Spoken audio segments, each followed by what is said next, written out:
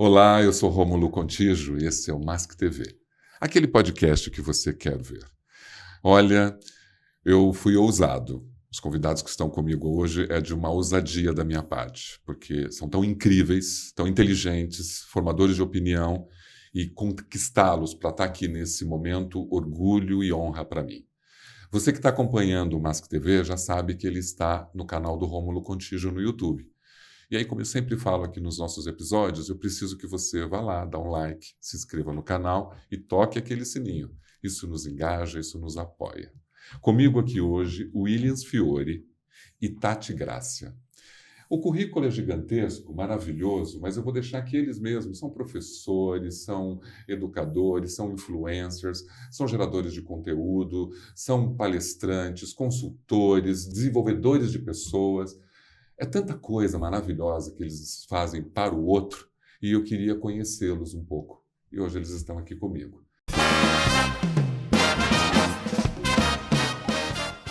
Tati, Williams, posso te chamar de Will? Sim, sim. Muito honrado, muito orgulhoso de vocês estarem aqui no Mask TV. Sejam bem-vindos. Obrigado. Obrigada, Rômulo. Um prazer estar aqui ao lado do Will e contigo para contar um pouco dessa história. É a primeira vez dos dois juntos no podcast? Os dois então, juntos, mesmo? sim. Os dois juntos, sim. Exato. Will, eu sei que você gera conteúdos e foi através disso que eu cheguei até você. Seus conteúdos são incríveis. Eu sei que você é um professor, você vai falar um pouco sobre isso. E eu estou muito orgulhoso de saber que eu vou poder saber como você constrói os seus conteúdos, de que forma que esse material chega para tanta gente e com tanta qualidade de escrita e de narrativa. Você, Tati, as empresas que você passou, quando a gente vê uma mulher trabalhando na área de excelência, dirigindo a área de excelência de multinacionais poderosas, e você se posicionando marcas no mercado, como é possível, né? Porque o meu ouvinte, a minha audiência é uma audiência para se inspirar pelos meus convidados. Só que você é real, é uma mulher real e que fez coisas lindíssimas dentro das empresas. E é autora, inclusive, nós vamos falar do seu livro. É isso que eu quero que as pessoas conheçam de vocês hoje. Um prazer. Com certeza. Vocês chegaram bem aqui? Sim, sim. Super. Super. Que Então, delícia. você é carioca, né? Sou carioca. Você se perde muito em São Paulo? É muito. E imagina há 20 anos atrás, quando não existia nem o Waze nem o WhatsApp. O Waze para achar o caminho, o WhatsApp para dizer me perdi. Então não tinha nenhum dos dois. Então... São Paulo é um problema, porque eu também sou de Londrina, no Paraná. Sim. Estou aqui desde 86. E para se perder aqui é uma loucura, Nossa. né, gente? A gente entra numa rua achando que vai sair e a gente sai, né, em Santo André, né? É Você se isso. perde aqui, não. Eu até que não, porque eu andei muito em São Paulo, então eu consigo me achar. Hoje, né? Mas Hoje eu antes- consigo. A Zona Norte é um lugar que eu ainda ando menos, mas o restante eu consigo me virar em qualquer lugar assim. Não sou tão perdido hoje, não. E quando você chegou aqui? Eu cheguei em 95. Você veio de onde? Eu vim de Ourinhos. Ourinhos. Divisa com o Paraná Divisa ali. com o Paraná. Perto de Londrina, inclusive, né? Então, família toda paranaense, todo Norte Velho paranaense ali. Terra Roxa. que Terra fala, Roxa, né? Pé Vermelho. Pé Vermelho. Você sabe que quando eu cheguei aqui, era o porta-porquê, né, gente? Sim. A gente não tinha como fugir disso. E quando fui trabalhar no Rio, eles tiravam mais sarro ainda, né? Porque o porta e o porquê era uma coisa do interior que a gente não escapava. Bom, já nos aquecemos. Eu sempre faço a mesma pergunta, que eu acho super importante, que é uma característica. Quando que vocês chegaram na Terra e por que chegaram? Pode começar. Bom, então eu vou passar para a Tati, Passa que a ela, Tati. por favor. Não precisa dar o ano, tá? Vamos respeitar isso. Mas quando que você chegou e por quê? Você consegue já saber da história toda? Sim, na verdade eu cheguei aqui há 22 anos atrás e eu vim para fazer um projeto que depois se tornou um grande trabalho. Eu não sabia que eu ia acabar ficando 22 anos aqui. Eu vim para São Paulo para lançar o primeiro carro pela internet no Brasil.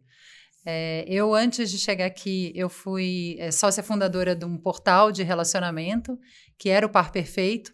Bem conhecido, né? Que bom, fico feliz, porque ainda hoje em dia as pessoas têm vergonha de dizer que usam os aplicativos, o que eu acho uma dó, porque eu acho que eles estão aqui para cada vez mais ajudar as pessoas e não para olhar o lado negro da força, porque tudo na vida é assim, você pode usar para um lado ou para o outro. Naquela época, então, lancei o Par Perfeito, existia um grupo de pessoas da internet no Brasil, e aí eu vim para São Paulo para ajudar a lançar o primeiro carro de uma montadora, que era a Ford, e aí eu cheguei aqui em São Paulo, totalmente errada, né? Eu sou uma mulher do Rio, na época era uma menina, e vim para cá com a roupa da Farm, com rasteirinha, morri de frio, tudo errado, e entrei naquele portão enorme de ferro lá em São Bernardo do Campo, completamente errada, mas eu acho que eu já me achei. Continuo de Farm, mas agora eu uso só no verão. Bom, ela disse de quando chegou em São Paulo. E quando chegou na Terra? Chegou quando? Na Terra, planeta Terra? Planeta Terra. No dia que você nasceu e veio para cá fazer alguma coisa, veio fazer o quê? Por que você veio para cá? Por que você está fazendo na Terra? O que você está fazendo na Terra? Qual que é o teu motivo? Bom, eu sou a primeira filha. Eu sou filha de uma mãe enfermeira e de um pai pediatra. Então, eu acredito que eu também vim com o legado de cuidar e ajudar a humanizar as relações. É o que eu acredito, é o que eu faço hoje. E você falou sobre propósito um pouquinho nos bastidores, quando a gente estava conversando. Encontrar um propósito de vida não é fácil. Se a gente trabalha para encontrar um propósito de marca e tem dificuldade, imagina encontrar o seu próprio propósito. Mas hoje eu tenho certeza qual é o meu propósito. Como garota carioca, de praia, seus pais inspiravam você dentro dessa questão, por isso que você se movimentou? Ou você tinha outros sonhos quando menina, adolescente? Olha, eu te diria, eu sou filha de pais separados, né? E como filha de pais separados, a gente aprende a lidar com as diferentes personalidades desde muito jovem. Então, eu acho que muito mais do que a praia em si, o que eu aprendi foi a conseguir a conduzir diferentes relacionamentos, diferentes relações. Então, eu sempre transitei muito entre diferentes amigos, perfis e familiares. Então, acho que uma das habilidades que eles me ensinaram é: esteja você onde você estiver, você vai estar sempre diante de um ser humano. E um ser humano provavelmente único, diferente, individual. Então, se adapte ao outro e não só você mesma. Então, acho que é sobre isso. E eu acho que a praia entra aí, Rômulo, porque é um ambiente de socialização. Ali você não vê qual é, de fato, né, da onde a pessoa vem, quanto ela tem. Você encontra na praia, você conversa e depois você vai embora. Aquilo pode perdurar ou não, mas naquele momento foi um momento único de conhecer alguém e de troca. Então, acho que a praia tem um pouco dessa natureza, da socialização. E isso, sim, eu acho que a minha família tem bastante. É um legado. Não, e é visível, né? Que mesmo sendo pais separados, é uma situação interessante. São tantas culturas que você absorveu, mas a questão humana está intrínseco na forma como você conduz. E não é porque agora a gente percebe nela que veio, né? Então, isso é muito legal de saber que mesmo dentro de uma família que está segregada, você conseguiu obter um valor ético e moral e de olhar para o outro com tanta genuidade, né? Eu gostei bastante. Legal isso. Foi um desafio chegar em São Paulo e falar de humanização e viver a humanização, porque o paulista é muito diferente, sim, do carioca. Mas se eu estou aqui, eu acho que é porque está dando certo. É verdade, é verdade. E já se passaram mais de 20 anos. Exato. Né? Lógico que deu certo, porque seus resultados é só olhar a rede social e ver a sua história nas empresas que você passou, que a gente sabe o que é o trabalho que você fez. Obrigada. E você, Will? Poxa, eu caí aqui na Terra em 76, né? Então, nasci nos anos 70 e eu acredito, olhando para o meu histórico, né, e para minha história, talvez, eu tinha tudo para dar muito errado, né? Porque um dos motivos para eu vir para São Paulo, primeiro, quem está no interior acaba tendo bem menos acesso à informação, ainda mais na época que a gente tinha internet, do que quem estava aqui, né? Então, qual que é a possibilidade que tinha ali em Ourinhos na época? Ou era trabalhar no comércio, né? Eu trabalhei em cerâmica com 12 anos, trabalhei muito cedo, ou era ainda eu tinha muitos amigos que trabalhavam no corte de cana, né? Que hoje não existe mais. Então, talvez foi uma fuga para tentar buscar alguma coisa que não fosse aquilo ali, porque quando eu cheguei em São Paulo eu fui trabalhar em serviço braçal, fui trabalhar numa armoraria, carregando pedra, então assim, com alguma perspectiva. Então, acredito que o motivo, né, não tinha esse lado talvez hoje que eu olho tá mais humano, né? De pensar assim, olha, vamos pensar mais nas coisas do dia a dia, eu acho que era muito mais sobrevivência. Porque quando você está num ciclo, né, familiar e social de pobreza, você não tem tanto pensamento com o ambiente, com o humano, você quer sobreviver. Então, talvez esse espírito de sobrevivência, nesse momento, foi importante. E depois que eu fui começar a entender, né, o meu papel de fato, e o que eu poderia fazer, o que eu poderia ser, né? Porque se eu penso, muita gente fala assim, eu planejei minha carreira para ser tal coisa. Eu nunca planejei nada. Então, assim, as coisas foram muito por acidente. Eu tive pessoas muito importantes nesse caminho que foram grandes professores para eu poder entender alguns aspectos. Então, por exemplo, hoje eu vejo muito o quanto que é importante o poder da oratória, né, no dia a dia, né? A Tati fala disso, você lida com isso. Eu, sem saber o que era oratória, né, lá na 1996, mais ou menos, 97, eu fui trabalhar numa primeira empresa de telemarketing no Brasil, que era a Telemídia, vendendo revista da Globo por telefone. Eu aprendi sobre a oratória sem saber o que era oratória, ali, sem saber o que era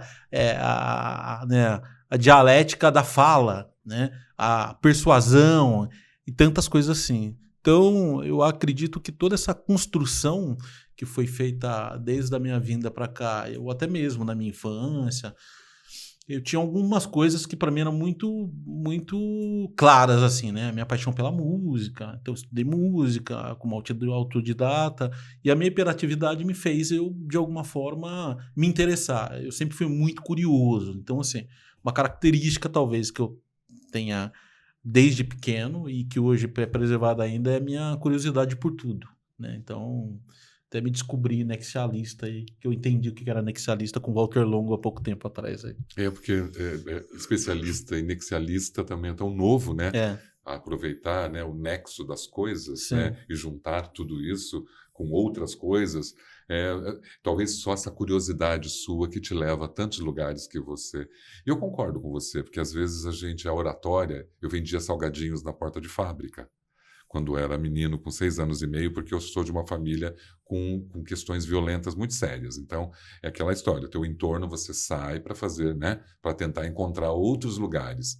Então, eu acho que a habilidade também veio de vender, né? Tão novo, vendendo, e a gente vê que os melhores oradores foram os melhores vendedores, né? Porque é uma habilidade incrível que você tem que ter de persuasão e de jogo de cintura. Exatamente. Conta para mim um pouquinho, porque com 19, 20 anos você estava aqui em São Paulo. E você se transformou em professor da faculdade, né, israelita Albert Einstein, com uma referência incrível. Você passou por vários movimentos. Conta um pouco dessa sua carreira para a gente poder descobrir hoje o que você faz. Vamos lá. Eu comecei, né? Meu primeiro trabalho em São Paulo foi carregando pedra, né? Então, uma marmoraria. Uma marmoraria.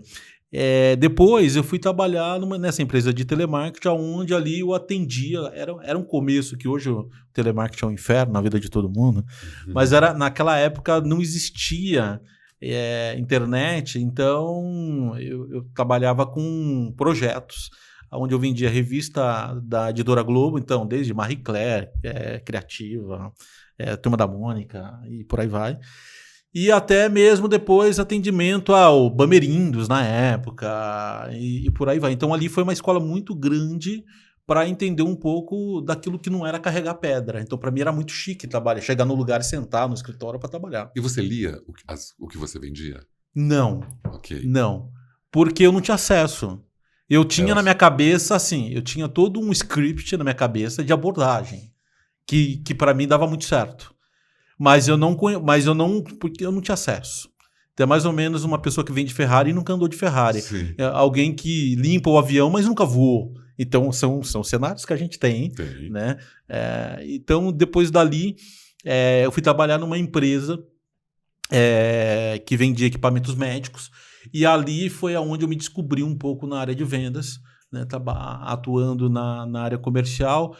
Me especializei na área hospitalar, que era um mercado muito novo no Brasil então. Então, atuando dentro dos hospitais com equipamentos médicos.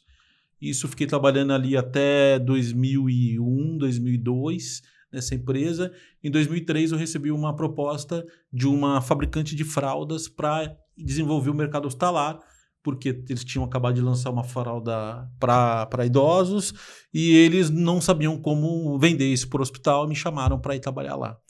Ali começou a minha paixão pelo envelhecimento, que aí eu tive meu primeiro contato com a geriatria e a gerontologia em 2003. Olha que interessante, né? Então, as coisas foram meio que acontecendo, assim, né? E essa paixão, porque essa história das fraldas, realmente você é um ícone dentro do desenvolvimento do marketing de fraldas, né? De várias marcas, né? Acho que uma das mais famosas relacionadas a você é a Big Frau. A Big Frau. Né? Então, assim, isso te levou e despertou o teu interesse por uma população idosa e de quanto isso poderia fazer parte da sua vida. E a sua carreira, como que ela foi construída? Olha que interessante, né? Eu estava ouvindo essa conversa e, bom, como eu comentei, eu fiquei na Ford, fiz o lançamento do carro pela internet, depois tive a oportunidade de assumir um projeto de mulheres, numa época que não se falava ainda sobre liderança feminina, mas o que acontecia na Ford é que entre o presidente e eu só tinham homens.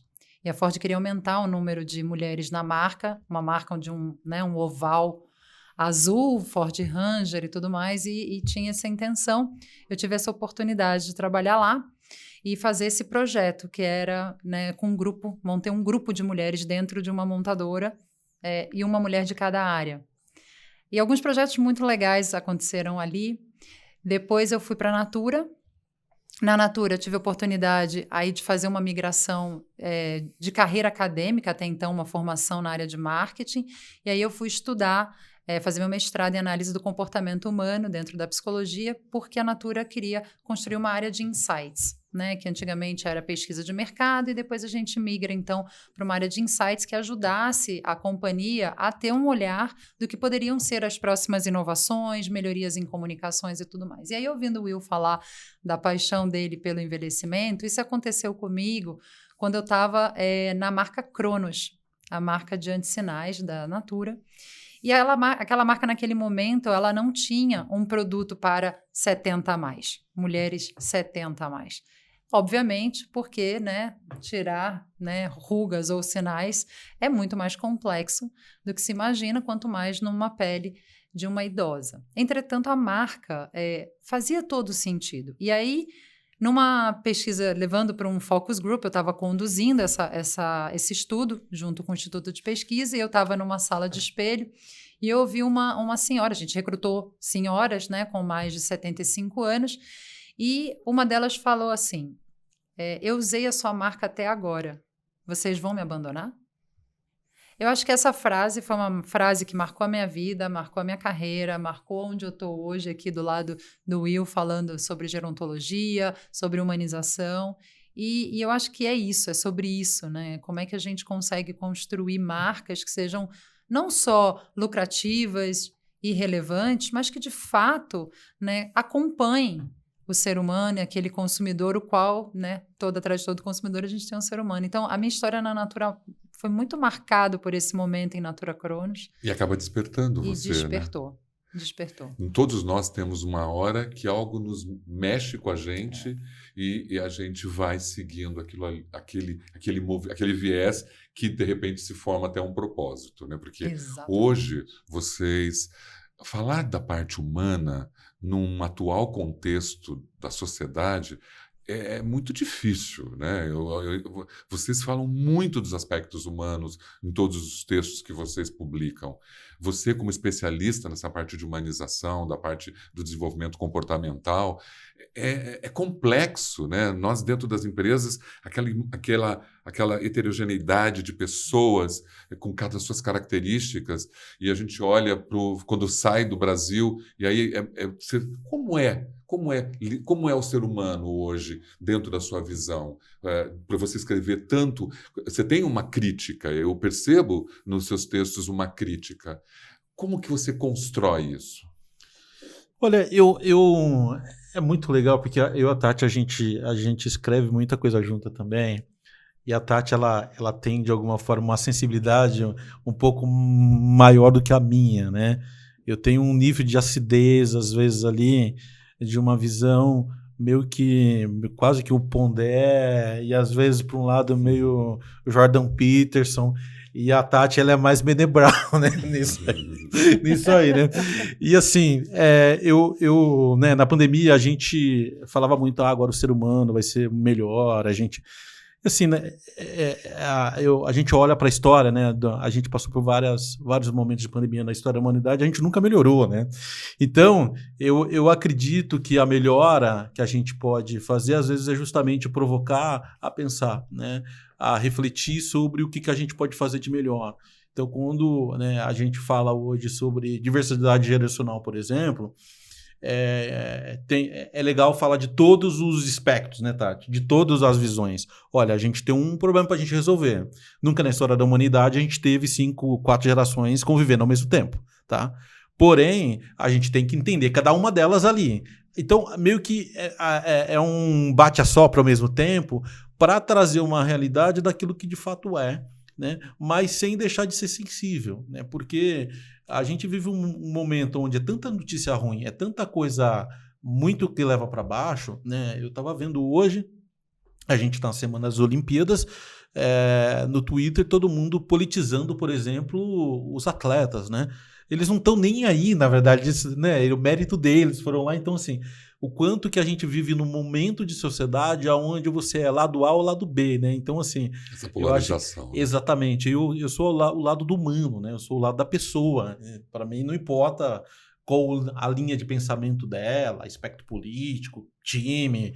Então, eu acho que falta um pouco a gente trazer isso, a coisa do humano, de fato, antes de julgar exatamente o lugar dessa pessoa, né?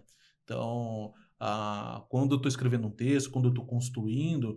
Eu sempre tento ter um olhar para fazer a pessoa pensar e não para a pessoa concordar comigo, mas para ela pensar. Uma pequena provocação. Exatamente, né? Exatamente. Então, se eu consigo fazer ela pensar, para mim já é um grande avanço já. Porque ninguém é obrigado a concordar com tudo também. Isso é a coisa mais legal que tem, é a gente ser diferente, né? A coisa mais bacana que o humano tem dos animais é ser diferente. Você leva para a sala de aula, porque você como professor, você leva as características daquilo que você escreve para o seu dia a dia na sala de aula? Sim, a minha aula é a aula mais esquisita que tem no Einstein, né? A Tati é a mais esquisita que tem, porque é uma aula completamente provocativa, né? Então são 8 horas de aula provocativas aí, de trazer os alunos para pensar de fato do ponto de vista não apenas acadêmico ou das temáticas que a gente está lidando ali, mas da vida deles, de fato, né? Então, eu acredito que é uma característica minha, né, de tentar levar um outro lado também.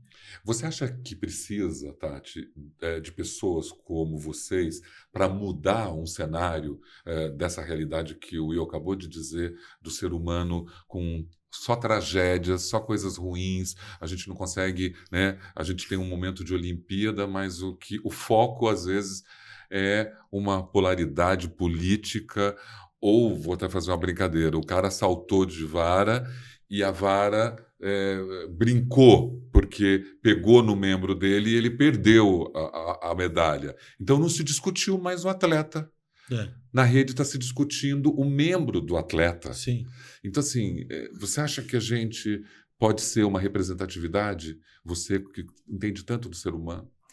Olha, Rômulo, eu estava pensando sobre isso que vocês estavam conversando aqui, sobre as Olimpíadas, e eu acho muito interessante, porque eu sempre falo assim, gente, Deus deu 24 horas para todo mundo, ninguém tem privilégio. Eu não tenho 25, ele não tem 27, você não tem 28. Nós temos 24 horas do seu dia. O que você faz com essas 24 horas? Aonde você coloca o seu foco? Enquanto você está se destinando a olhar, talvez, para esse lado das tragédias, entre aspas, das Olimpíadas, eu estou feliz da vida em saber que esse ano de Olimpíadas foi um ano onde se preocuparam com as atletas que são mães e construíram um berçário nas Olimpíadas. Então, se a gente não usar o nosso tempo também para olhar o positivo e valorizar o positivo, fica muito complexo. Porque a gente vai continuar valorizando e usando os minutos ou as linhas do Twitter para ficar discutindo o negativo. Então, qual é a aposta do ser humano? Eu cresci num ambiente onde eu aposto que o ser humano é capaz, que o ser humano é bom. porque senão ia ser muito difícil viver nesse momento de mundo. Ainda mais depois de uma pandemia. Então, o que eu tento fazer e o que eu tento trazer, e quando o Will fala, a Tati é muito Brené Brown, é nesse sentido. Nós temos que reconhecer que somos vulneráveis, que às vezes a gente vai, sim, olhar para o negativo, porque ele é muito apelativo, mas se a gente não se dedicar a trazer o positivo e ajudar a trazer esse positivo com esse olhar otimista, eu acho muito difícil sobreviver. E eu acho que para passar por esse momento de mundo, a gente vai precisar ser um pouco mais otimista, sim, e dedicar um pouco mais de tempo a esse olhar.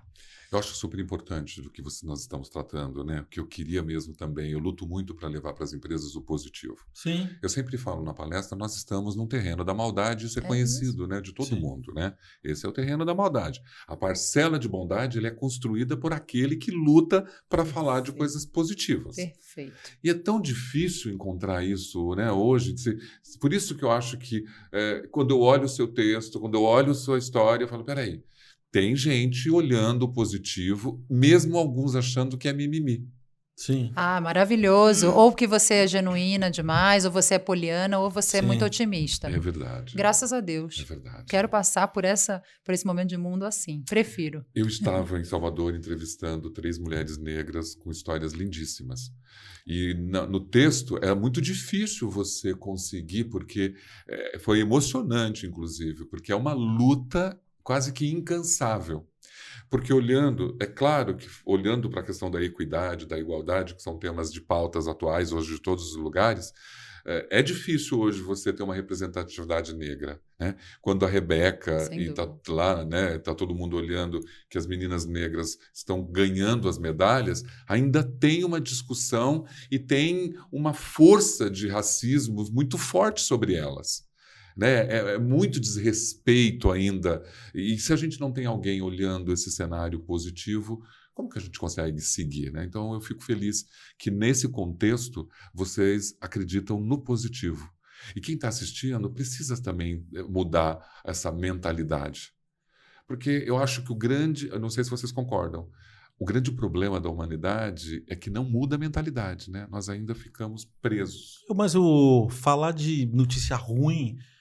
de alguma forma as pessoas acham que dá mais like. Rende, né? Porque assim, eu no meio da pandemia, chegou uma hora que era só notícia ruim, que começou a me fazer mal, não sei se vocês tiveram essa ansiedade, e aí eu me viciei em ver novela turca e dorama, porque algo leve, histórias de amor, sem intrigas, então assim... É engraçado, porque aquilo ali me levou para uma condição de quase que ficar zen, enquanto todo mundo discutindo pandemia e tal. Eu acho que trazer esse lado positivo, que a gente pode sim, que existe pessoas fazendo coisas legais, que as empresas podem de forma genuína desenvolver projetos bacanas, né, e sair daquela discussão corporativa, dá sim para fazer. Né? Então acho que isso é importante. Você como professor, por exemplo, uma pessoa que gostaria de fazer isso, mas tem milhões de obstáculos, o que ela pode fazer, por exemplo, para se despertar e lutar para o ambiente ou para o entorno que ela está vivendo, não importa em que esfera financeira, ela consiga, de uma certa forma, sair dessa bolha? Eu acho que é importante a pessoa ela começar a ter contato com diferentes. Eu adoro ter contato com pessoas completamente diferentes de mim, que me faça pensar. Né? E talvez, eu vejo muito assim, muitos jovens ficam às vezes no Twitter. O Twitter é um lugar onde é só briga, né? É um lugar terrível. Então, quando a gente olha, por exemplo, dentro do tema que a gente aborda hoje, que é envelhecimento, a geriatria e a gerontologia, é uma outra vibe.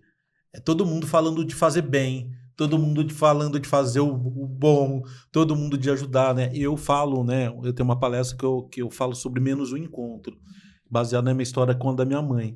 Então, assim, isso aqui que a gente está vivendo agora é menos um encontro. É verdade. Se eu encaro como menos um encontro, eu não vejo como um lado ruim, eu vejo como um momento de celebrar esse menos um encontro. Então, o melhor podcast que eu estou gravando é hoje, é o agora. É verdade. Então, essa fração de felicidade que eu estou tendo com a Tati aqui é agora. É a melhor aula é agora, a melhor palestra é agora. Exatamente. Então, a gente tenta, né? E a Tati, a gente junto constrói alguns projetos nesse sentido de olhar para esse menos um momento, esse menos um minuto que a gente está vivendo, né? Que aí começa a fazer sentido. Então, talvez a pessoa, se ela encarar com menos um momento ali, menos um encontro, e ela focar, olhar, por exemplo, para os pais, para quem ama, dar atenção, olhar, voltar para os primórdios. Não precisa fazer nada de extraordinário, né? Não precisa, olha, eu vou fazer uma viagem num ano sabático para a África para ajudar criancinhas no Congo. Não, nada disso. Se ela conseguir tratar melhor o porteiro, ela já tá evoluindo para caramba, né? Se começar a cuidar dos próprios pais, né? Então, eu acho que talvez a gente trazer uma coisa um pouco mais primórdio para dentro, né, Tati? Total. Eu vou até tomar a liberdade de olhar para essa câmera, porque nesse final de semana eu virei para minha filha e falei, Alice, essa vai para você. Ela tem 11 anos, Rômulo. Eu falei assim, filha, quanto custa um sorriso? E ela olhou para mim e falou, nada, mamãe. Eu falei, então por que você não sorri mais? Por que você não doa o seu sorriso para o outro? Então, eu acho que é sobre isso. Eu não tenho problema, né? Se falam pra gente que às vezes a gente está sendo muito sonhador ou talvez otimista, né, na escala. Eu quero mais é ser assim. E se eu puder, junto com o Will, impactar mais pessoas, transformar as pessoas através da empatia, da humanização, por que não? Por que a gente não quer ser assim? O que nos impede? Vergonha, medo, esperar que o outro tenha alguma atitude que não seja a que eu gostaria que ele tivesse? Não, seja você. E se você é assim, quantas vezes a gente vê, né, Will, no mundo corporativo, as pessoas deixando de ser assim porque podem ser taxadas de boazinha, porque podem ser taxadas de, ela não tem noção da realidade. Não, eu tenho noção da realidade. Eu tenho tanta noção da realidade que eu decidi me manter assim. Não é que eu não tenho noção. Então, cultivar esse olhar, cultivar o olhar da humanização, do bem, do envelhecimento, é um mundo melhor, não é para a gente, para os nossos filhos também. Você acha que isso pode impactar no negócio? Você ter uma equipe diversa, humanizada, preparada para um mundo com outro olhar? Você acha que isso contribui para os resultados, digamos, do negócio da companhia? Porque muitas companhias não querem transformar suas salas em divãs. A gente ouve muito isso. E você acha que o fato da gente desenvolver essa capacidade contribui para o sucesso também da empresa? Eu acho que contribui muito. E trago 2 temas aqui. Primeiro, a gente viu, né, agora nas Olimpíadas, Simone, o que aconteceu? Teve que se retirar para tratar o quê? Saúde mental. Então, a performance não está só no corpo, está na mente. Dentro do mundo corporativo, na nossa realidade, a gente vem falando muito do quê? Intergeracionalidade. O Will trouxe o dado. São 4 gerações convivendo ao mesmo tempo. Ou sim, a gente vai ter que aprender a conviver com isso. E não adianta a gente achar que talvez o outro mais jovem possa ter alguma condição que eu não vou olhar para isso. Peraí, se eu estou olhando para resultado, eu tenho que olhar para seres humanos. Se eu estou olhando para seres humanos, eu tenho que olhar para a diversidade. E aí a diversidade no seu aspecto mais amplo mesmo. Será que os gestores estão preparados para trabalhar com alguém na equipe que tem um problema de saúde mental? Eles estão preparados? Não sei. Né? Então... Não estão preparados nem para receber a inclusão, né? Não sabem, né? Uma pessoa com deficiência tem uma dificuldade, uma pessoa que é LGBTQIA+, também tem dificuldades para absorver isso. Então, imagine uma pessoa que está com a síndrome de burnout ali, né, dentro da área dele. É isso. Vocês falam bastante da questão da inteligência geracional, nós falamos da questão da idade, mas o mundo olha o jovem. Sim. Né? O mundo olha o jovem. Você acabou de falar do Instagram, que é uma ferramenta praticamente do jovem, TikTok, então, é dos bebês. Então, assim, por que o olhar para o idoso no momento, né? Porque eu sei que nós estamos aumentando a população de idosos do planeta. Eu vi que em 2030 chega a milhões e milhões aqui no Brasil, não sei se eu estou errado. Sim. Por que esse olhar para esse segmento? Tem alguns pilares aí que são importantes. Tem um pilar comercial, que as marcas ignoram. A gente tem hoje mais de 56 milhões de consumidores, mais 50 no Brasil. E com a maioria das empresas, a Tati participou de Insights, hoje vai fazer uma pesquisa 18-45. Sim, né? Grande maioria. Forte demográfico. Então você ignora 56 milhões de consumidores que são os decisores. Então esse é um ponto importante para as empresas olharem. Então eu tenho uma frase que eu falei alguns anos atrás, que é: as empresas que não olharem para esse consumidor maduro, elas estão fadadas a morrer. Porque não é sobre gostar ou não gostar. É sobre mudança demográfica. Qualquer negócio, você depende de mudança demográfica. E hoje as companhias não olham para a demografia. Ela olha para um monte de número, olha para Kantar, Nielsen, Ipsos, pesquisas e por aí vai, mas ninguém olha para a demografia. E a demografia é o que mais gera impacto, na verdade, né? Então esse é um pilar. O outro pilar que é o que tem dentro das empresas, né? Então você hoje tem ali, às vezes, uma empresa ela quer fazer um projeto de diversidade e aí ela cria um projeto. E aí eu sou muito crítico, às vezes, aos projetos, no sentido assim, esse projeto é para dizer que a empresa é legalzona, para estar lá no LinkedIn, olha, somos bacanas e tal. Porque existe alguma lei que proíbe de fazer o projeto? Não. Por que em vez de criar o projeto, não executa aquilo? Porque eu percebo um pouco de autopromoção, às vezes. Então, muitas vezes a empresa está preocupada em ficar bem para fora, mas internamente não está legal. Então, o caminho que a gente provoca é o caminho contrário. É olhar para dentro ali e a gente se debruçar sobre como que a gente pode melhorar essa diversidade de fato que existe ali. Porque a diversidade não é somente sobre quem está trabalhando a idade. Por exemplo, se você tem alguém na casa dos 40 trabalhando dentro da empresa, ela tem os pais que ela já está levando para o médico e levando para consulta. Então, você tem demanda das famílias que a gente não discute. A geração sanduíche, por exemplo, em que a gente escreveu um artigo, né, Tati? Que é das mulheres mais 40, mais 35, 50, que ela tem que trabalhar, ela tem que ser mãe, ela tem que ser profissional, ela tem que ser filha, ela tem que ser fit, ela tem que ser gostosa, ou seja, ela é multitarefada. Tem que sentir a pré-menopausa, exatamente, tá? E tem climatério e menopausa no meio do favor. caminho ali. Então, assim, como que a gente... E esse é um tipo de discussão que a gente enxerga como importante dentro das companhias, aonde é passado reto, né? Então, assim, às vezes é muito legal a gente falar de todas as pautas que são importantes. Claro. Mas essas especificamente geracionais é sempre quase que um apartheid. Agora nós vamos criar um squad mais 50. Não, agora nós vamos falar com a geração Z. Não é sobre isso. Não. É sobre você falar de todo mundo e como que a gente convive, como que a gente conecta todo mundo. Como que você conecta com todo mundo para todo mundo se sentir pertencente. Senão você vai criar vários squads ali, né, Tati? E cada squad ele vai defender uma pauta. Então, por exemplo, é a mesma coisa que eu falar que dentro da comunidade, sei lá, comunidade de idosos, por exemplo, aí eu vou ter uma comunidade de geração Z. Todas as gerações elas vão envelhecer. Todos os... né, você vai ter ali um squad para falar de pessoas pretas. Tá? Eu vou ter outro squad para falar de LGBT e QPIA+. Tá? Todos eles vão seguir por um caminho. Eu não discuto isso. Sobre velhices LGBTQIA+. Não discuto. Então, eu acho que talvez a nossa provocação ela é muito baseada em vez de criar projetos para ficar bem na foto apenas, é de fato que sejam perpetuadas por gerações, que aquilo faça parte do core da empresa, não apenas um recorte para um momento, que isso aconteceu com o Ecologicamente Correto, que você participou lá no passado. Né, Eco 92, assim, não foi? E foi mudando. Então, ou seja, quem de fato estava integrado ali faz até hoje e não fica se promovendo. Eu acho que esse é o nosso desafio. Sim. Né? Porque aí você vê seriedade naquilo e a gente consegue de fato levar essas pautas para dentro. A gente fala muito do DI washing, né? Que as pessoas hoje aproveitam a diversidade, a inclusão para dizer que faz, mas não faz nada.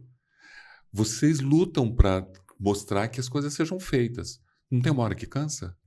Cansa muito. Cansa, né? Porque... Agora, mas sabe o que é, Rômulo? E acho que aqui tem um pouco do trabalho que o Will e eu, a gente se juntou para começar a fazer. A grande verdade é que é muito difícil você construir cultura só na teoria. Né? Então, é algo muito difícil. Ainda mais quando a gente fala de envelhecimento, né, Will? Quando você pega o jovem e você começa a falar sobre um tema que, como o Will sempre fala, não é o tema mais sexy. Falar de envelhecimento, it's not sexy at all. Não gera engajamento. Sim, não gera engajamento é verdade. no TikTok. É a mesma coisa quando... Não né, as pessoas falam, mas você não tem muitas visualizações. Eu falei, mas Não é isso o meu principal objetivo. Exato. Então, assim, teorizar é muito complicado. Então, o que a gente vem tentando fazer cada vez mais, em especial na agenda do envelhecimento, que, como o Will comentou, é uma agenda transversal, porque muitas vezes você tem alguém da geração Z dentro numa equipe e essa pessoa está tendo um problema de saúde mental, muitas vezes causado pelo ambiente familiar. E no ambiente familiar, você tem alguém no processo de envelhecimento e que não te entende. E aí você começa a entrar num looping, né? A geração Z começa a entrar num looping de que não é entendido, não consegue ser ouvido. E é genuíno isso que ele traz. Mas como é que a gente consegue fazer com que essa geração entenda o que é o processo de envelhecimento para aí conseguir, então, empatizar e construir uma relação mais saudável? E nesse sentido, a gente vem cada vez mais tentando tirar essa empatia do papel de uma forma mais prática. Então, o nosso trabalho cada vez mais tem sido levar para as empresas um olhar prático sobre o envelhecimento, sobre a empatia e como é que a gente consegue fazer com que essas diferentes idades consigam entender que existe um impacto, seja dentro da sua casa, pela sua família, seja dentro do seu trabalho, pelos seus chefes. Então, esse é um trabalho importante, um trabalho difícil, onde eu te resumo dizendo, a nossa grande missão é não só usar a teoria, mas trazer a prática da empatia para que as pessoas consigam entender isso e consigam lidar com isso e fazer um avanço nessa agenda no Brasil. Até porque uma crise geracional não é de hoje, né? Todas as épocas existiram crise geracional. Com que formato vocês conseguem chegar às empresas para tentar convencê-las de que há uma necessidade de a gente olhar esse núcleo de pessoas? Bom, eu acho que um pouco o Will já trouxe, acho que assim, o mundo corporativo, né, ele olha muito para as oportunidades.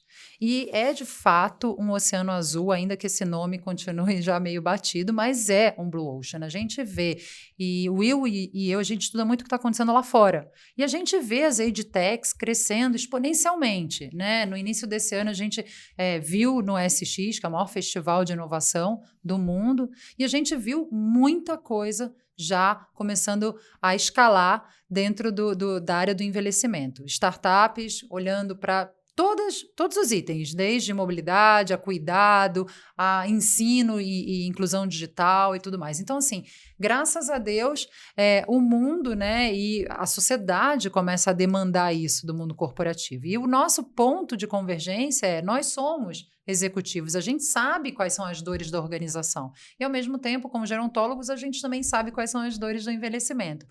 O que a gente tem procurado fazer é casar e não levar o envelhecimento como um tema, como ele trouxe, só para colocar lá no KPI de reputação da empresa, mas sim como algo que gera receita, gera produtividade, gera engajamento, reduz o turnover. Então, a gente consegue falar com a linguagem do mundo corporativo e consegue trazer o olhar do envelhecimento de forma que seja bom para as duas pontas, para o consumidor e também para o mundo corporativo. Olha, eu vejo um grande desafio quando ainda daquilo que nós começamos a falar, que o olhar ainda da empresa é pelo jovem, as pessoas acreditam, né? A gente olha pela telenovela, né? Todos os grandes atores foram dispensados em função da idade. E a gente tem a inteligência artificial, tem a tecnologia que é importantíssima e que você fala muito sobre isso. Sim, sim. Vocês como gerontólogos, vocês também trabalham utilizando essa tecnologia ao favor? Eu sou um tarado por inteligência artificial, né? Eu comecei a atuar com IA em 2013 com o Watson na IBM, né? Então, assim, tive um contato há muitos anos atrás dentro da área de saúde, em análise de imagens de pacientes. O que eu percebo hoje, existe uma discussão muito grande sobre essa coisa do high-tech, né? E eu e a Tati, a gente fala muito sobre isso, que a gente precisa ser high-tech sem deixar de ser high-touch, né? Verdade. Então, assim, qual que é a percepção que eu tenho de utilização? Quando você pega uma pessoa madura e coloca ela para utilizar um chat GPT da vida, ela tem muito mais sucesso nas respostas do que um jovem, porque exige duas coisas que a gente precisa muito: imaginação e um nível de vocabulário muito grande. Repertório. Né? Repertório. E isso, na verdade, o maduro tem demais. Então, um desafio que eu percebo que hoje as empresas têm e muita gente tem medo é talvez você trazer essas pessoas as pessoas maduras, para ser os grandes entendedores pelo repertório de vida que elas têm. Né? Então, assim, porque você consegue gerar uma imagem, por exemplo, estilo Monet, por exemplo, né? De uma forma completamente imaginativa ali. E isso é muito rico, na verdade, né? Porém, a gente não pode ficar apenas falando de uma forma fria sem eu pensar em humanizar isso também. Então, quando eu olho para dentro da área de saúde, e tem alguns estudos que mostram que a inteligência artificial hoje ela está diminuindo o número de burnout, principalmente em profissionais de enfermagem, porque os serviços repetitivos é deixado de lado e ela é focada no humano em cuidar. Isso é maravilhoso. Eu estou humanizando, na verdade. Eu estou usando a tecnologia para humanizar algo que eu estava gerando impacto negativo, né? Então, nas minhas palestras, junto com a Tati, o que a gente fala um pouco desse combo de coisas é sobre a importância da gente olhar para a inteligência artificial, a importância para a gente olhar para a tecnologia, mas o high touch ele é a coisa mais importante, né? Porque assim, sem humano não existe, né? Não tem como fazer, né? Nem uma máquina vai ser melhor do que um humano, mas nem um humano vai ser melhor do que um humano com uma máquina. Então, não dá para a gente voltar atrás. Não tem como o carteiro reclamar do e-mail. Não tem como o cara que acendia a lamparina reclamar quem inventou energia elétrica. Então, assim, eu acho que a gente se adaptando, a gente aprendendo ao mesmo tempo, mas nunca esquecer que a gente é humano. Eu acho que isso é o principal, é o primordial. Eu apresento um outro podcast para a Eurofarma chamado OnConecta. E é muito interessante quando você fala da inteligência artificial nos diagnósticos, na saúde. Né? Ela realmente contribui muito. Você, realmente, no último post, você falou da identificação do diagnóstico do câncer. Então, assim, os médicos que eu entrevisto, realmente, eles trazem coisas que você não acredita que é capaz e que já está ali, acessível. Né? Então, eu acho que a gente tem que ter um olhar para essa realidade que vocês estão fazendo, porque vocês têm como base uma inteligência, uma tecnologia que está a favor. Então, eu acho que se você não prepara uma empresa para cuidar das pessoas com mais idade, sabendo que existe uma tecnologia e que essa faixa, né, essa expectativa de vida mudou, né, e mudou muito porque a gente sabe que mudou, mas a minha dúvida maior é, a empresa quer esse olhar? De que forma que a gente consegue fazer esse despertar dentro de uma empresa que ainda não viu a importância daquele profissional mais maduro? Quando ela começar a perder mercado. E você acha que isso... Por que eles não têm medo disso? Você acha que já está acontecendo isso? É assim, eu acho que, falando um pouco sobre esse tema, existem dois modelos de empresa, né? Você tem as empresas que estão em aceleração, as startups e as que a gente chama de jet ski. E você tem os Titanics, que são grandes empresas que se movimentam mais devagar. Eu acho que tem dois caminhos muito óbvios aí, na verdade. Ou você vai acelerar o Titanic, o que é muito difícil, porque aí você precisa ter uma mudança organizacional violenta, ou você vai comprar um jet ski e colocar... Para testar. Eu acho que a gente tem visto isso, né? Nos caminhos de M&A, foi uma das funções que eu tive na Mondelez, nessa parte de fusões e aquisições. E a gente tem visto isso. A gente viu várias marcas comprando várias outras marcas de aceleração, de teste e tudo mais. Agora, sobre a inteligência artificial, a gente também está com um artigo... está começando a esquentar, que é assim, quem está ensinando a inteligência artificial? Porque no mundo de hoje, vamos combinar, se antes você era um executivo, você era pago para responder. No mundo de hoje, você não deve mais ser pago para responder, você tem que ser pago para perguntar. E as pessoas não sabem perguntar. E esse é o grande ponto. Esse é o grande desafio que eu acredito que a gente tem com as novas gerações. Exatamente. Por exemplo, as novas gerações, elas têm medo de falar o telefone. Não sabe falar o telefone, muitas vezes. Então, talvez esse aprendizado por os mais velhos sobre tecnologia, o uso de IA pelo repertório, colocar, talvez, né, Tati, juntar esse quebra-cabeça, porque para mim é muito um exemplo prático assim. Eu coloquei o ChatGPT para conversar com minha mãe, porque eu queria fazer uma biografia da vida dela, mas eu não sei fazer uma biografia. Então, por voz, eu pedi para ele entrevistar ela. Ela ficou 3 horas conversando com o ChatGPT. Eu gravei isso. E o ChatGPT perguntava numa ordem correta de biografia, que eu não sei fazer. Ele fez um relatório final para a escrita do livro dela. Com a resposta dela. Isso é maravilhoso. Isso é humanização com uma mulher de 70 anos respondendo. Então, assim, talvez a gente pensar nessa humanização das pessoas e das corporações de uma forma mais real e as empresas terem na cabeça que elas vão precisar desses jet skis para poder fazer essas mudanças também, né? Então, por exemplo, a diversidade geracional, ela tá dentro do ESG, a gente não fala. Então, assim, faz parte ali. Então, e como que a gente traz isso sem ser aquela coisa apenas de pessoas de cultura?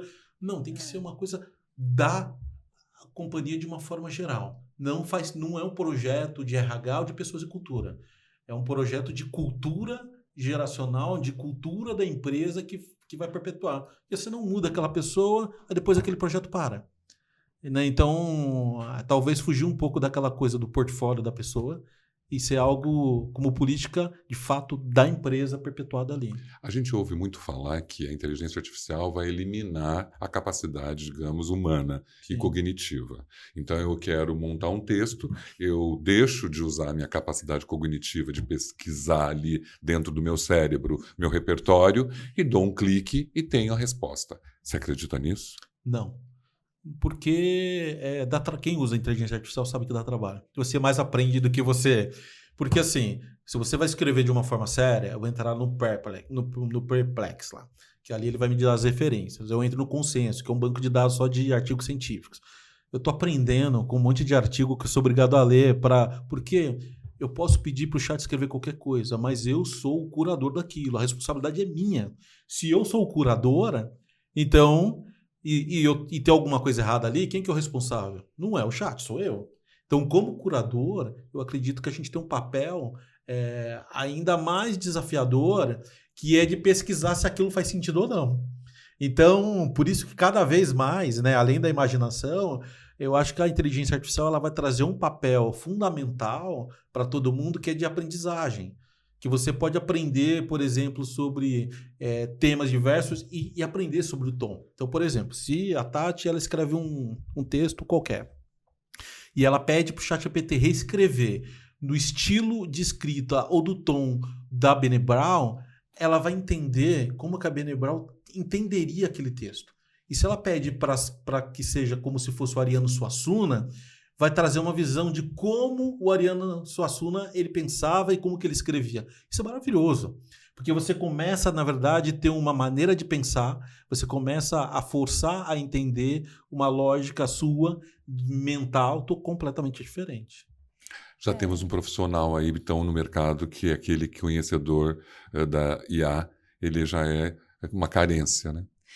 Eu vejo assim, sem dúvida, a inteligência artificial vai substituir algumas atividades e que bom que ela vai substituir. A gente fala na área da saúde, por exemplo, na própria enfermagem, né? Tem vários já artigos que falam sobre como tem sido difícil, né? Em especial, por exemplo, para os médicos, em 1 hora, às vezes meia hora de consulta, ter que registrar tudo, documentar tudo, cada exame num banco de dados, e ele não consegue ter tempo nem para olhar para o próprio paciente. Então, a inteligência artificial, eu acho que ela vem também com esse papel, e isso é maravilhoso, porque é o que o Will falou, vai sobrar tempo para poder fazer de fato o que é a profissão, que é, né, olhar para o paciente e cuidar do paciente, não ficar registrando e documentando e fazendo busca. Acho que isso aí, a inteligência artificial é incrível. Agora, como ele trouxe, cada vez mais você vai ter que construir a sua autoria, a sua personalidade, o seu individual.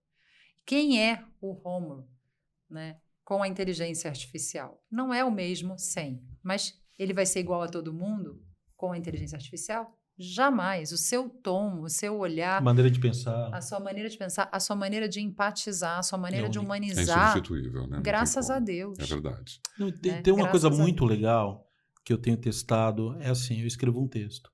E aí eu peço para o ChatGPT para ele fazer uma crítica do meu texto, fazer um contraponto. É maravilhoso porque ele traz pontos que eu não tinha pensado e me faz refletir sobre aquilo. Sim. Isso é uma coisa que a gente não fazia antes. A gente achava que o nosso ponto de vista era aquilo ali, acabou. E era o melhor de todo mundo. Então, assim, a gente tem a chance de ter autocrítica da gente mesmo, de ter outras visões completamente diferentes, né? Então, eu acho que a saúde em especial, ela sempre usou mais a tecnologia. Mas a gente poder expandir para as outras áreas, porque assim, telemedicina, a gente não escolheu usar a telemedicina, a gente foi obrigado a usar na pandemia a telemedicina, né? E ela está aí. Então, eu acredito que cada vez a gente vai viver para um mundo onde você vai conseguir dar acesso à medicina para pessoa que mora num sítio muito longe. Então, isso é muito bom, né? Isso é um lado, a gente está falando do lado positivo, isso é um lado muito positivo. Eu não olho para o lado, olha, vamos perder empregos e tal. Não, eu estou olhando para o lado que eu vou salvar vidas, que eu vou ajudar pessoas a aprender coisas que elas nunca poderiam aprender. E né? quais são as novas habilidades, né, Will? Sim. A gente vem discutindo muito isso, né?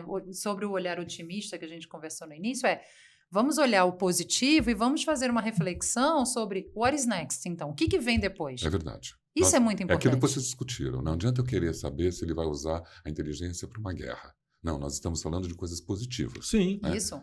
E a velocidade com que você hoje vai entregar seus trabalhos, né? Sim. Porque com a fusão, né, de você e IA, a velocidade da tua entrega é muito maior.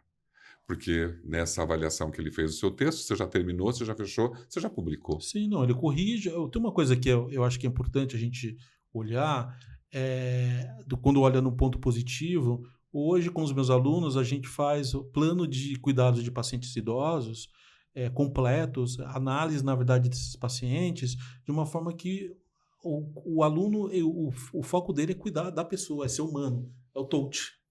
Não é mais ficar olhando o relatório. Isso eu acho que de um ganho, né, Tati? É um ganho enorme. Maravilhoso. A gente discute o paciente. Exatamente. Né? A gente não está discutindo o método. Talvez Sim. dentro das empresas, né, time de RH, pessoas de cultura, ao invés de a gente ficar olhando a demografia da empresa, ela está sentando com as pessoas para conversar. E aí, como que você está? Como que está a sua família? Né? Ou seja, quantas vezes a gente perguntou como que está a família dos nossos colaboradores nas empresas? Sem dúvida. Ou seja, a gente fica ali a demografia, temos diversidade, estamos KPIs e tal, mas eu acho que talvez trazer um pouco isso, deixar a inteligência artificial fazer essa parte fria e a gente focar no humano, na pessoa, na empatia, no entender. Né? Eu estava refletindo sobre o que a Tati falou, sobre esse adolescente de geração Z que não é compreendido. Às vezes ele está sendo deixado de lado na família porque a mãe dele está cuidando do avô com Alzheimer. Exatamente. Então, assim, e ali você tem, né, um contexto familiar onde... Ou seja, será que não é interessante a gente entender que todo mundo tem uma necessidade ali e eu preciso atender essas demandas, né? Então, esse é o lado positivo da gente olhar. Essa semana passada, Kotler lançou o livro dele, né? Marketing Human to Human. Eu fiquei muito feliz, porque ajuda, né, ajuda a corroborar com o nosso ponto Claro. sobre a humanização. E ele traz no livro a importância dessa humanização e dessa empatia, não só com as marcas, mas com os colaboradores. Eu fico muito feliz de começar a ver que não dá para separar recurso humano, esse nome é muito forte, de marketing. Porque o humano faz o marketing. Se o humano não está bem, como ele vai fazer um marketing bem, gente? E aí a gente vê o burnout acontecendo, os maiores índices de TDAH, o Brasil com 10% da população declarada com crise e transtorno de ansiedade. E como é que a gente faz? Como é que a gente quer, né, propagandas, posicionamentos, marcas que promovam o otimismo e o bem, se por trás dessas marcas eu estou com seres humanos que não estão saudáveis? A que custo que eu estou fazendo essa autopropaganda, né? Acho que essa é uma reflexão profunda que a gente tem que pensar. Olha, parece que não, falamos uma hora, né? Mas é tão rico o que vocês têm para trazer que a gente merecia, assim, um segundo episódio, porque é o momento, hoje, trazer esse tema, trazer essa pauta para todo mundo que está aqui, é muito importante.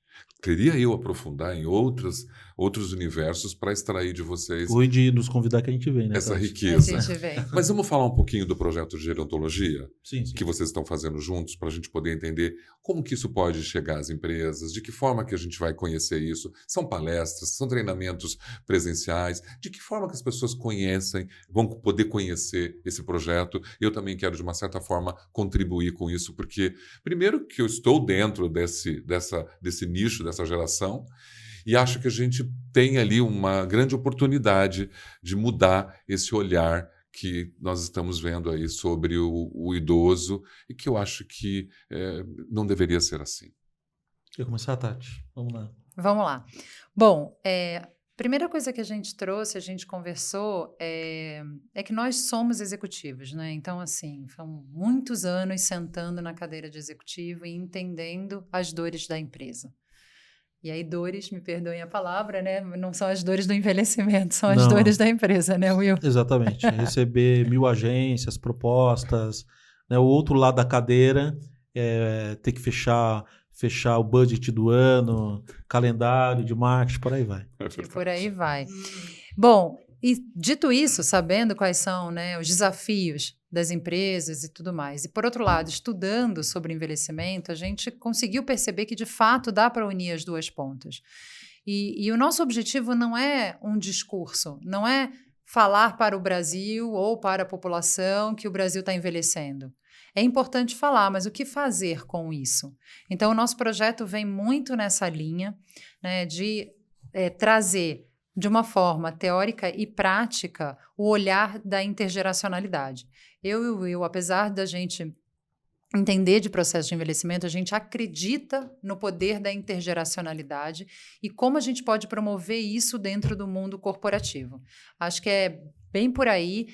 De fato, a gente tem alguns produtos, né, alguns produtos de mais inovadores e disruptivos que tiram a teoria do papel e produtos também que fazem todo um letramento, faz toda uma conexão, não só com o público 50 a mais, mas olhando para esse movimento de intergeracionalidade e provocando esse olhar não apenas na cultura, mas também na inovação, seja de produto, de serviço, de comunicação.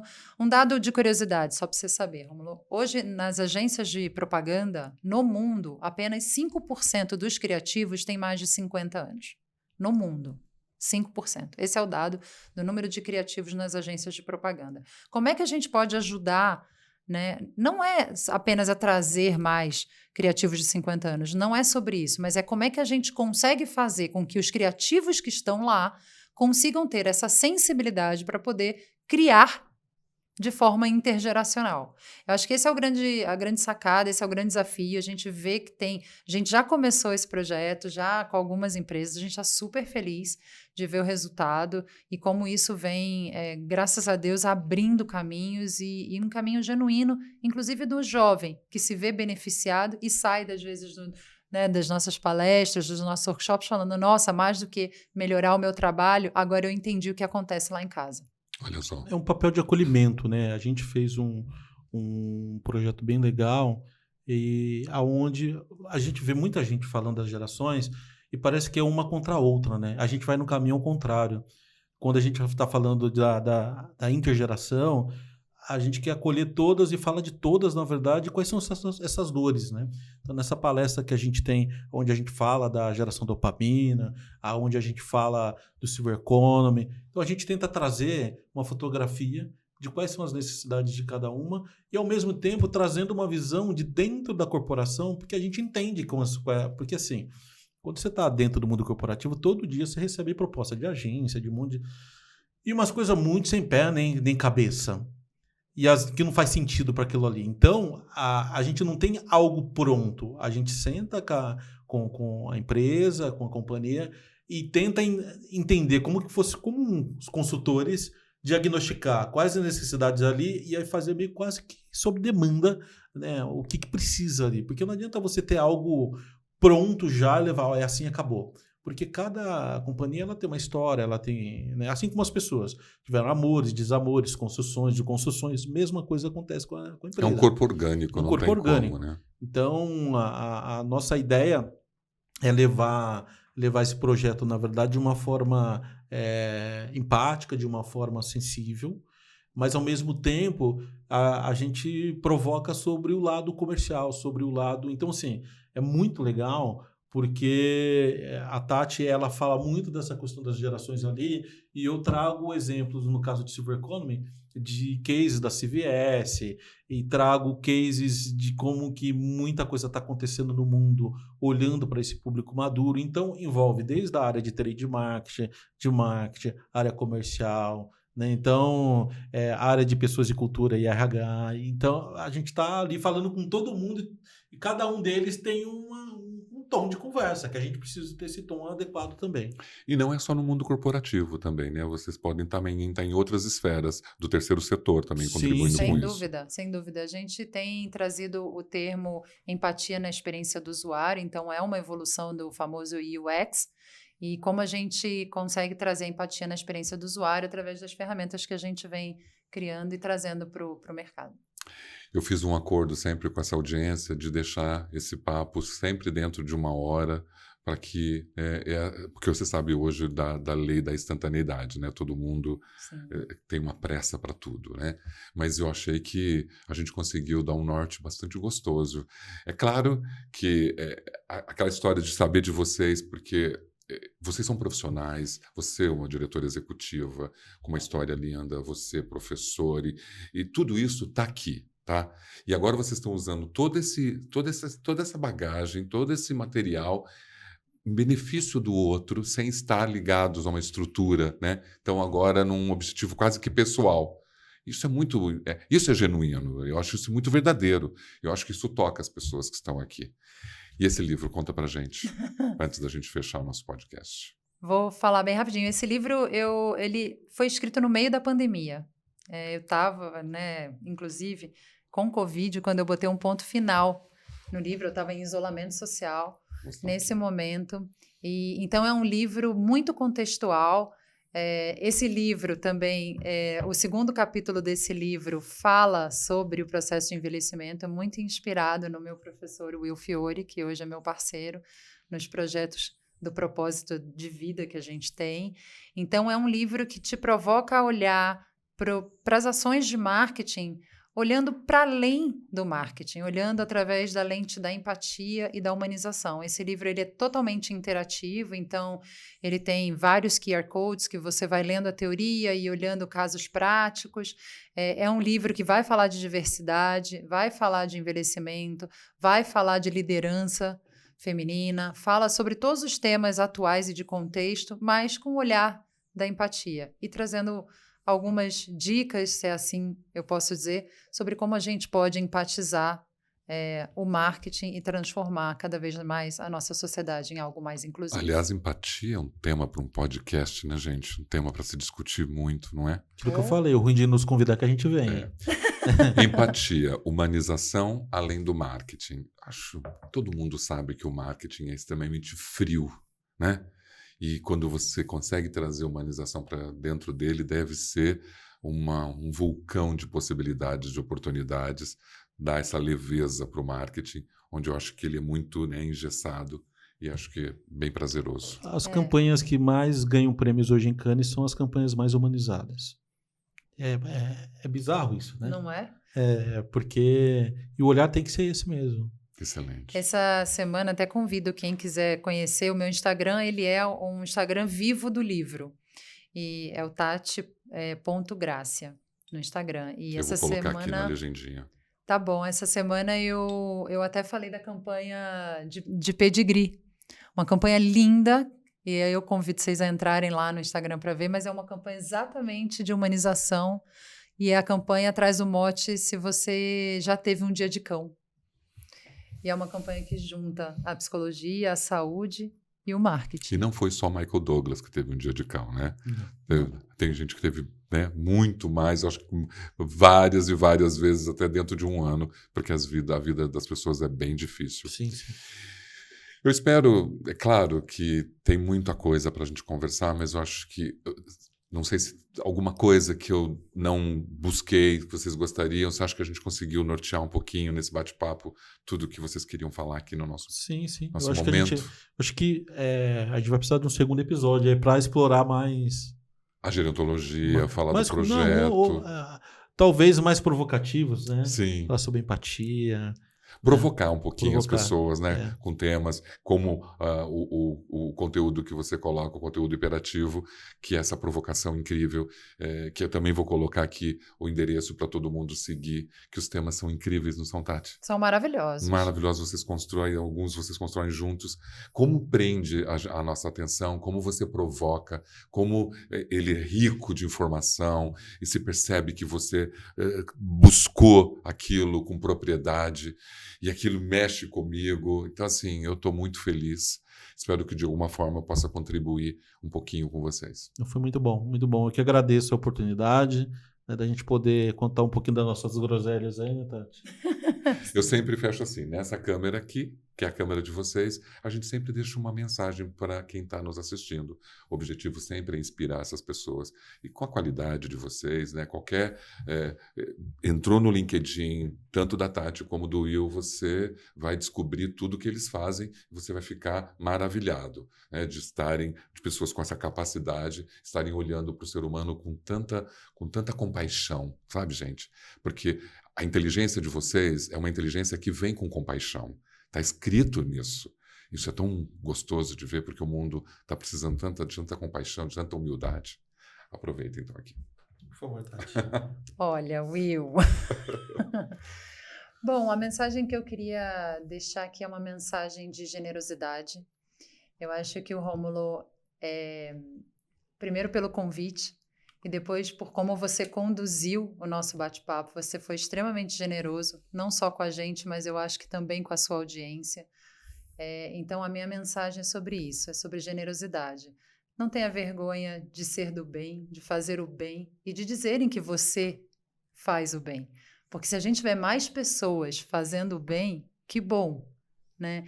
E vamos lembrar sempre que todo mundo tem 24 horas no seu dia, como você usa o seu tempo. Para fazer o bem ou para ficar impactado pelas notícias catastróficas do mundo. É verdade. Então, a minha mensagem é sobre generosidade. Excelente. Will. A minha mensagem é sobre menos o encontro. Aproveite os menos o encontros que você tem na sua vida. Aproveite para tomar o café com os seus pais, com os seus filhos. Celebre as pequenas frações de felicidade que a gente tem, né? Então, esse menos o encontro nosso aqui, isso é extremamente importante para a gente também. Muito feliz da gente poder, de alguma forma, contar um pouco sobre o que acreditamos, né? E principalmente, a gente falou de high-tech, mas a gente jamais deixar de ser high-touch. Excelente. E a minha mensagem é, aproveitando o que eles falaram, para você ser mais positivo, para você encontrar dentro das suas adversidades aquela oportunidade para ser uma pessoa melhor. Muito obrigado por acompanhar o Mask TV Podcast. Estou honrado e maravilhado com vocês aqui. É uma honra mesmo, tá? Obrigado. Muito obrigado por terem vindo. Muito obrigada.